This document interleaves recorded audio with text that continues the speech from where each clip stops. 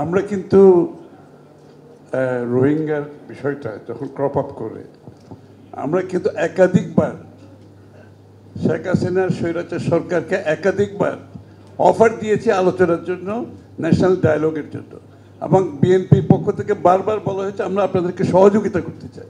কারণ BNP successfully 2বার Rohingya শরণার্থীদের প্রত্যাবর্তন করতে সক্ষম হয়েছে। We have the experience, so we offer them the help, but Sheikh Hasina নাই, এটা তার কিছু করার নেই।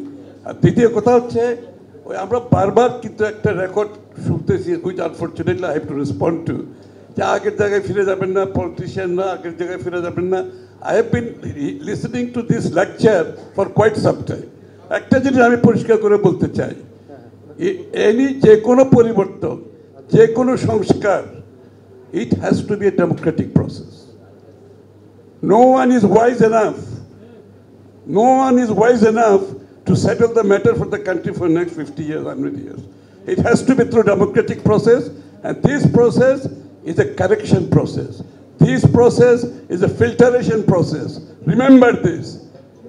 এমন উইজডম কারো নাই যে তারা বসে বসে ঠিক করবে বাংলাদেশের ভবিষ্যৎ। I am sorry, it has to be a political process, and the democratic process is the only way. জনগণের কাছে যেতে হবে, ম্যান্ডেট নিয়ে পার্লামেন্টে আসবেন, আপনাকে দরকার হলে জনগণ রিজেক্ট করবে নেক্সট ইলেকশনে। You have to go back.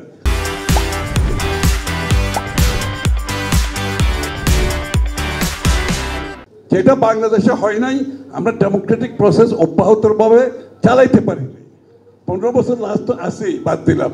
আমরা uninterrupted democratic process through fair election চালাতে পারলে the correction process will bring about the change in the country.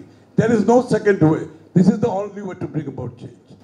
Thirdly, যেটা আমি আমার সাবজেক্টে ফিরে আসি, সেটা হচ্ছে আপনার আমাদের ফরেন সিকিউরিটিতে, ফরেন পলিসিতে আমরা কিন্তু ওই বাইলেটারালিজম শেখ হাসিনা যেটা করছিল, একটা দেশ সেন্ট্রিক পলিসি, আরেকটা দেশ সেন্ট্রিক পলিসি, সিকিউরিটি, বিজনেস, সব কিছু। বাট আমরা কিন্তু আমাদেরকে মাল্টিল্যাটারালিজমে ফিরে যেতে হবে, আমাদেরকে রিজিওনালিজমে ফিরে যেতে হবে। যেমন সার্ক, জিয়া রহমান সাহেব is the only one who started, যে জিও পলিটিক্যাল ডিরেকশন দিয়েছে জিয়া রহমান সাহেব সার্কের মাধ্যমে। এবং আমাদেরকে সেই রিজিওনাল কনসেপ্টে যেতে হবে। বাইল্যাটারাল হচ্ছে যারা শক্তিশালী তাদেরকে আপার হ্যান্ড দেয় অলওয়েজ, এবং যে কারণে ভারত বাইল্যাটারালটা প্রেফার করে। It's a Nehruvian policy of bilateralism, যেটা তাদেরকে, because they are big country, আপনি ছোট কান্ট্রি, তো বাইল্যাটারালিজমে যখনই যাবেন they are at advantage, you are at disadvantage.